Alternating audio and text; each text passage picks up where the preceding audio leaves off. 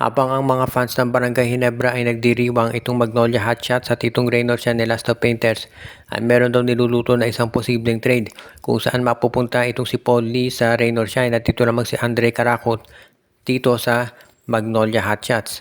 On paper sa tingin ko fair itong trade na to. May mga magsasabi na superstar itong si Paul Lee at backup guard lamang itong si Caracut. Pero itong si Paul Lee ay may edad na rin. At itong si Caracut nakita naman natin na kayang-kaya nitong umiscore ng mataas na puntos kung bibigyan ng pagkakataon. Strict shooter ito si Caracut at sa tingin ko magiging maganda ang contribution nito sa Magnolia. At tandaan natin dito sa Magnolia, ito si Caracut magiging backup point guard yan. At yun naman ay nagiging bagay sa kanya. Hindi niya kinakailangan umiscore palagi ng mataas na puntos dito.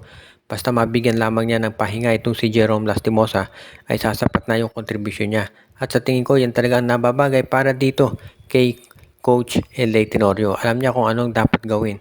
At yan din ang dahilan kung bakit ito ngayon ay kanila yung pagpapatuloy. Kung sa bagay, alam naman natin na itong si Coach Chot Reyes talaga, o rather ito si Coach L.A. Tenorio, magiging very active siya dito sa off-season sa pag-acquire ng talent. At ito si Caracut magiging maganda yun doon sa una nila makuha. Hindi naman kinakailangan puro superstar ang kunin ng Magnolia. Tapos ngayon, at tingin ko, ang kinakailangan ni Jerome Lastimosa ay backup. At itong si Andre Caracut, sigurado magiging magandang tulong yan para dito sa Magnolia Hotshots. Kung makukuha nila si Caracut, magiging maganda yan para dito sa kanilang rotation. Starting point guard si Jerome, backup naman dito si Caracut, plus nandiyan pa to si Mark Baroka.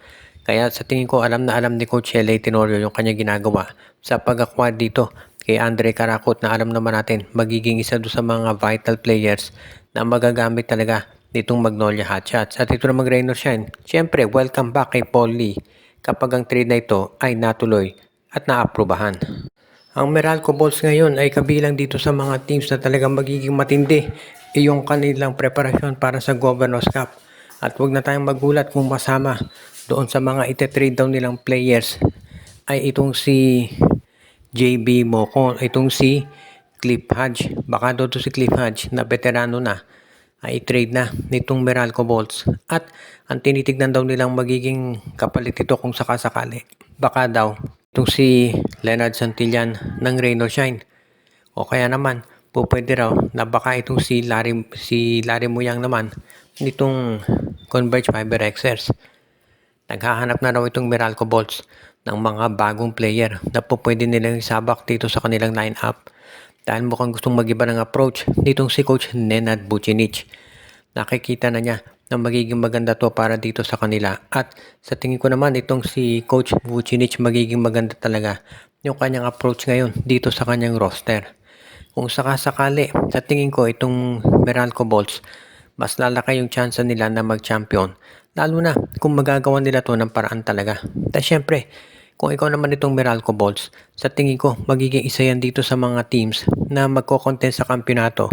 Basta masiguro nila na yung mga players na makukuha nila ay yung talaga nababagay doon sa kanilang team.